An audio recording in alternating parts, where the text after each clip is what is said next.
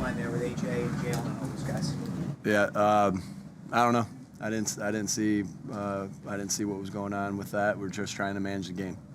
You were part of the TV show that you kind of interjected there. Okay. What did you have to say to AJ and Jalen? I guess As the conversations we have on the field are going to be private, and the conversations we have in our locker room are going to be private. Y'all don't need to know what was going on right there. We set the precedent for how things are supposed to look, and that's the funny thing that makes me chuckle, because we set the precedent for how things are supposed to look, and you see all these beautiful balls down the field and all these big time plays, but we rushed for 255 yards. You know, they didn't stop that. And that's a testament to the O-line, the way DeAndre ran the ball and other guys when they ran the ball and they had their opportunities. But winning looks a ton of different ways, you know, and I say winning is the only thing that matters. Winning is truly the only thing that matters. We saw AJ's frustration on the sideline, Jalen, knowing him as well as you do. What's sort of behind that? Yeah, I think everybody wants to make plays and everybody wants to contribute. I have no worry about him, you know, and he's a great player, great teammate, great friend, and we'll all do anything and everything with winning in mind.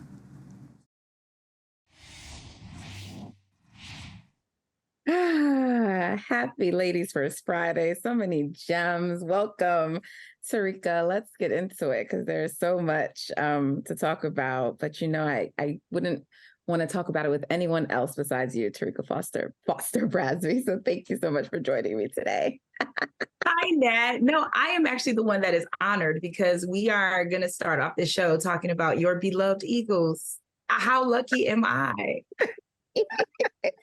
We are. And, you know, okay, so first of all, I love Coach Nick basically saying, mind your business, right? And it's funny because he tried to do the like, oh, I didn't see that at first. And I guess he didn't realize it was caught on the cameras. But to me, I mean, look, media has to do their job. They're going to follow up, right? And so then they followed up. And he's just like, look, that's none of your business, essentially. So I love that. But then I also loved everything that Jalen was saying as well, you know? And look, this exchange that occurred between him and AJ, like it's I feel like right now it's overshadowing the game. So what I'm gonna do is not let that overshadow the game, and let's talk about the game first because my Eagles are 2-0, and then we can get into that a little bit later. So my Eagles are 2-0 coming off of a short week, okay, coming off of them looking a little rusty for game one, you know, and people were talking. I feel like, Terrika, that people jump. They get excited at any chance to just pounce on my guy, Jalen Hurts, right? So they were a little rusty. And it was like, okay, well, he doesn't look like he normally looks. I'm like, well, neither did Joe Burrow, but we don't have to have like a whole, I love Joe Burrow. So I'm saying that because he is beloved and my Jalen should be beloved. But yeah, it was all these like think pieces, you know, about the Eagles. And so I was happy to see them pull out the win. I'm so happy that they decided to use their run game. And that's really what got it done for them. Yeah, like I am, so you know, I am married to an Eagles fan, so I hear more Eagles conversation than I would like to. With all that being said, though, couple of things stood out to me in this matchup, right? So one, yes, the Jalen slander, and we're going to get on that in a second, but the Jalen slander, I need them to let that go for numerous reasons.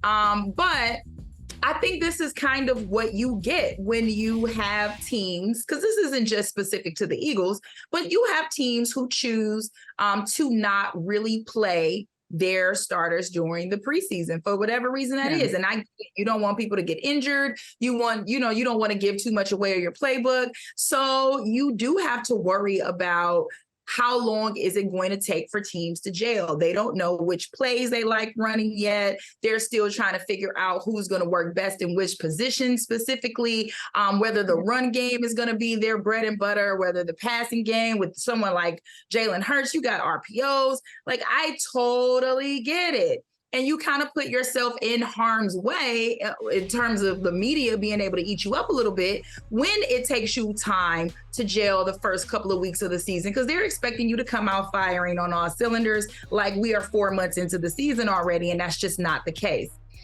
Right. With this Eagles team, though, I feel like in specific to Jalen Hurts, people are already and have for 2 years now just been expecting him to fail. And so when you have situations where, no, they don't have to play their best football, but they have figured out what works for them in a way to win, they don't like that. They don't like that, Nat. They just don't like that. So I think that's the one thing that people are just going to have to get over themselves with when it comes to this Eagles team, is that they're just not conventional. Jalen Hurts is just not a conventional quarterback, and he doesn't have to play the conventional way in order to get wins. The second thing that stood out to me, though, is absolutely the run game. Where was Swift last week? That man touched the ball one time for 3 yards. Where were you this week? 28 carries, 175 yards on the ground. My God, like, what in the world? There was nothing that Minnesota could do to stop this man. Like, there was no disguising the run game. It was, we're going to give Swift the ball. He's going to run the ball up the gut. I dare you to stop him. And there was just nothing that he could do about it.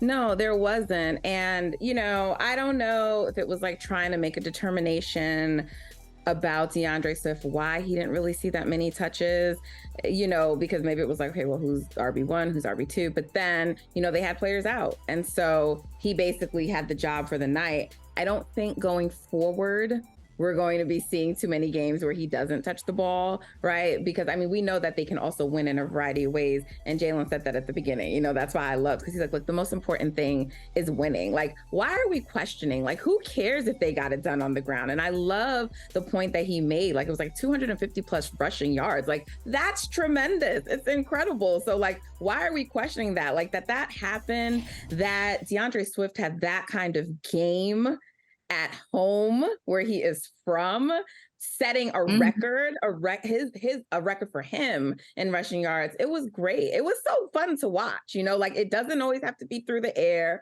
It doesn't always have to be spectacular Jalen plays, although he was, for him, like, sort of average, and he still had a great night, right? And so, he got 2 touchdowns, one, he had a passing, and then he also had one that he ran in.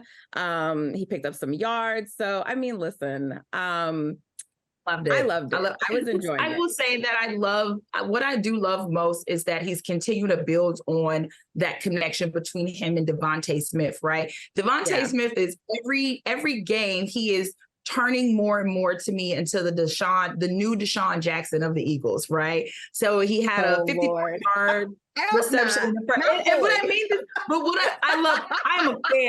am a fan of Deshaun Jackson. I love Deshaun Jackson. And my favorite memory from him is running back on the Giants to get that touchdown. You know what I'm talking about. But of course. Yes, the miracle at the middle. Of course. Yes, the kick return. He was also a lot. He was a lot, Terrika. He was a lot.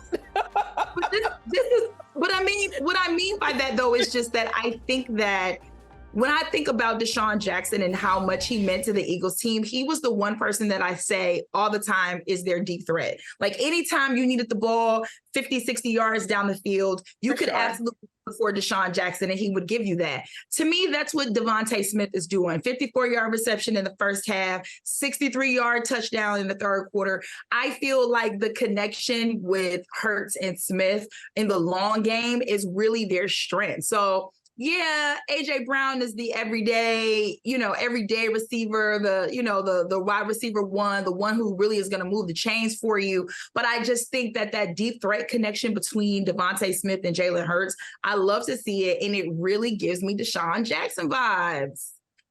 Well, I guess it's just, let's throw back and compare to old Eagles players, because I saw people, I wasn't, but some people were comparing Swift to LaShawn McCoy, and I was just like, okay, let me think about this. I can see, but I do want to give Minnesota some love, though, because granted it was a loss, but it didn't feel like it didn't feel like it was a blowout, because at one point there was a 20-point lead. It was like 27-7.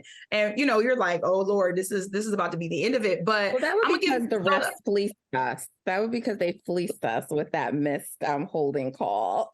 I mean, with the fake holding call and the missed pass interference. But okay, go ahead. I'll let you. So I'm going to have your back on the fake holding call, but for personal reasons, because it really ruined my sports book. But that's neither here nor there at this point. But Justin Jefferson, he is a star.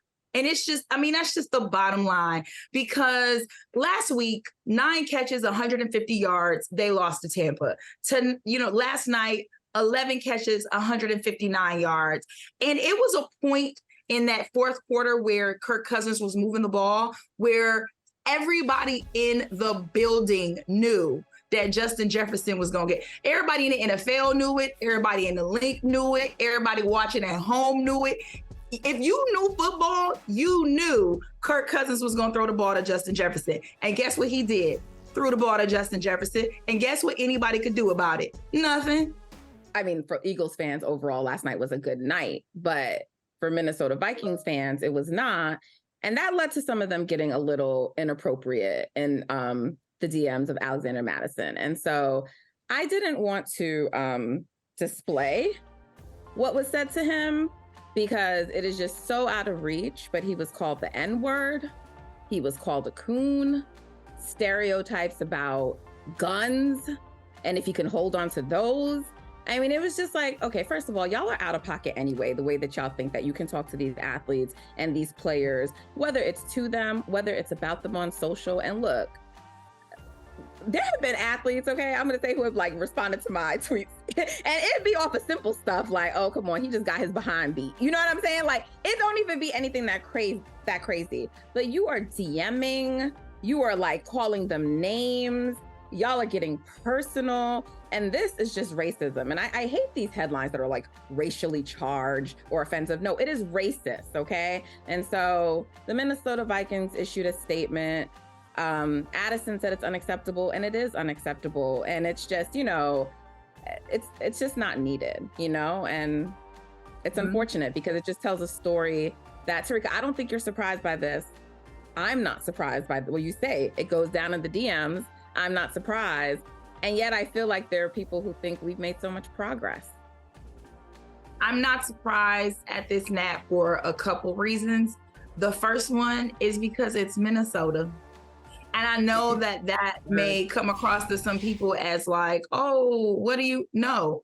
I need you to think about the racial history just over the last 10 years in the state of Minnesota. This is the same place where Philando Castile was murdered on Facebook Live. This is the same place where we had security officers walk out of a Lynx game because they were protesting violence, and they were protesting the way that the police handled African Americans in that state. This is the same place that, dare I say, George Floyd lost his life for 9 minutes.